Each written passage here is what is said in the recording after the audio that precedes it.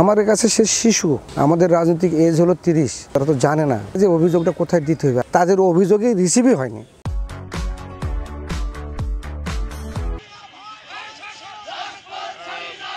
এটা ভিত্তিহীন একটা অভিযোগ। একটা মানুষ খোলা মাঠে যে মানুষ বসে থাকে, তাই কোনোদিন মানুষের কাছ থেকে মিথ্যা মামলার নামে চাঁদা আদায় করে, এরকম একটা অভিযোগ দেখলাম আমি। ডিএম জিয়া উপজেলার মধ্যে ঢুকে কিন্তু খোলা মাঠে বসে থাকে, সেখানে কি চাঁদা আদায় করা যায়? এ কি সম্ভব?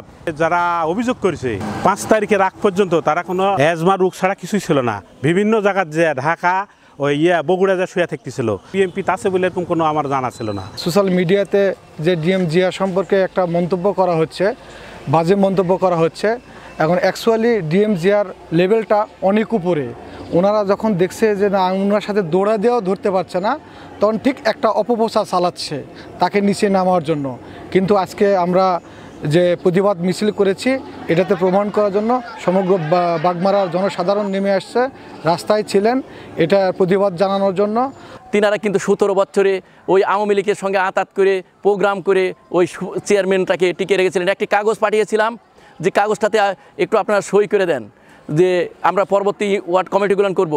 তারা বলেছেন আমরা কোনো বিএমপির করি নাই, আমরা স্বতন্ত্রের চেয়ারম্যান। এরা তো প্রকৃতপক্ষে বিএমপির অনুসারী আগে থেকে ছিল না। হঠাৎ করে আসে যে আমি আরেকজনকে নষ্ট করতে পারি, এটা যে তাদের জন্য ক্ষতি, দলের জন্য ক্ষতি, এই ক্ষতি তাদের মাথায় নাই। তাদের চিন্তা চেতনা যে আমার যেরকম অবস্থান, সেই অবস্থানে আরেকজনকে নিয়ে আসি, এটা দলের উপর চরম প্রভাব পড়বে। খালি এখানেই নয়, গোটা দেশের উপর প্রভাব পড়বে।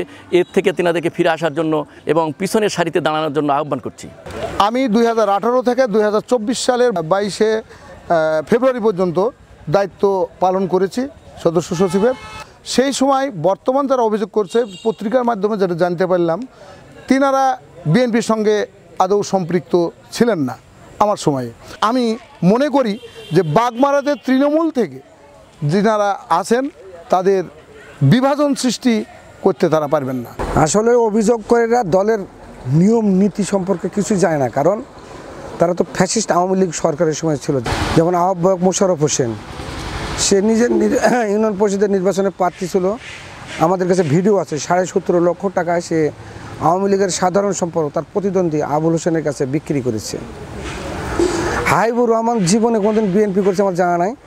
4 আগস্ট সে আওয়ামী লীগের এমপি, আওয়ামী লীগের উপজেলার চেয়ারম্যান এবং আওয়ামী লীগের সকল শীর্ষস্থানীয় নেতৃবৃন্দকে সেটা ভোজ করেছে।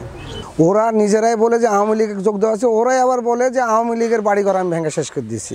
ভারপ্রাপ্ত জনাব তারেক রহমান সাহেব প্রতিদিন লন্ডন থেকে ব্রিফ করছে যে কোনো আওয়ামী লীগকে দলে জায়গা দেওয়া যাবে না।